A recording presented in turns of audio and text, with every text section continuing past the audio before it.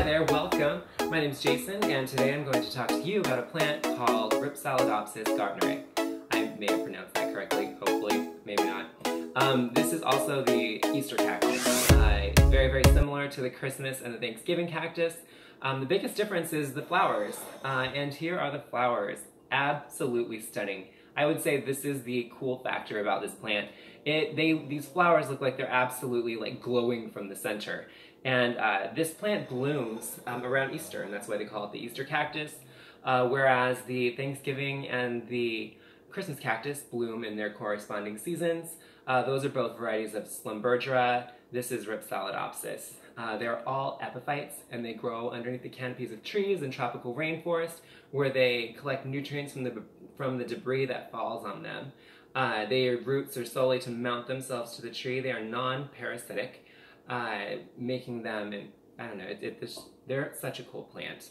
As far as cultural care in your home or office space, they're pretty easy, very adaptable, very forgiving plants. Just don't overwater them because you don't want the roots to rot. As far as watering goes, you want to let the soil dry out about 50% in between waterings.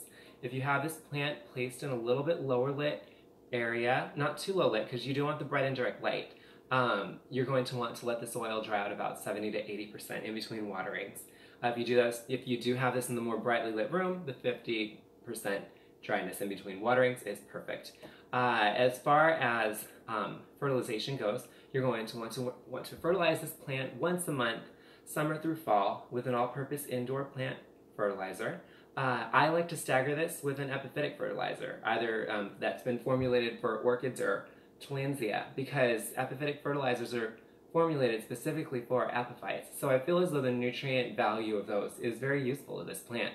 The all-purpose indoor plant fertilizer also works very well for this plant, so I just stagger them both. So like 1 month I'll do the all-purpose indoor plant fertilizer, and then the next month I'll do the Tillandsia orchid fertilizer. You don't have to stagger it, you can just use the all-purpose indoor plant fertilizer. That's perfectly fine.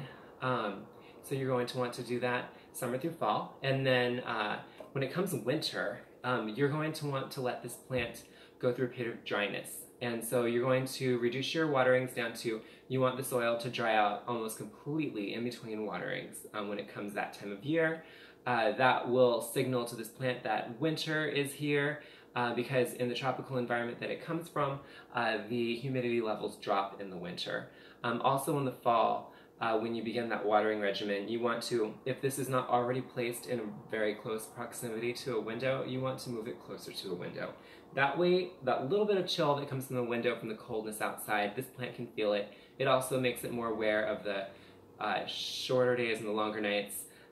Those in conjunction with the dryness, those will all tell this plant that it is winter and signal this plant to make flowers, so that when Easter comes, it's ready to bloom and put on a show. An absolutely gorgeous show. As far as the flower difference between these flowers and the Christmas and the Thanksgiving cactus flowers are the Thanksgiving cactus and the Christmas cactus flowers are more tubular, where these flowers are more rounded. These are gorgeous flowers. The Thanksgiving and Christmas cactus are in the family of Sclerotinia, where this is in Rhipsalidopsis. That's also another difference. The leaves alone, it's a little bit difficult to tell the difference between this plant and the Christmas cactus.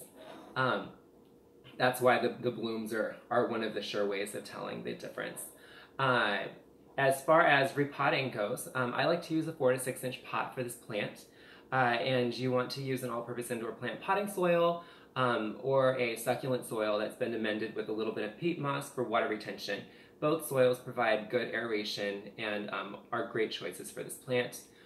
You're going to want to repot this plant about a month after it's done blooming. After this plant is done blooming, you want to let it go through a rest period. After that month, so during the rest period, you don't want to prune it and you don't want to repot it. After that month, this will go back into a growth phase and you can repot it. I recommend repotting it once every 2 years. You can repot it once a year if you want, but it only really needs it once every 2 years. As far as pruning goes, you can prune this to the size and shape that you like. Absolutely. Oh, as far as toxicity goes, this plant is known as a non-toxic plant, so it's absolutely people and pet friendly, I can't vouch for allergies, but It is a non-toxic plant, and it's very, very great plant to have. Just really don't let those roots rot. Don't put this in direct sunlight.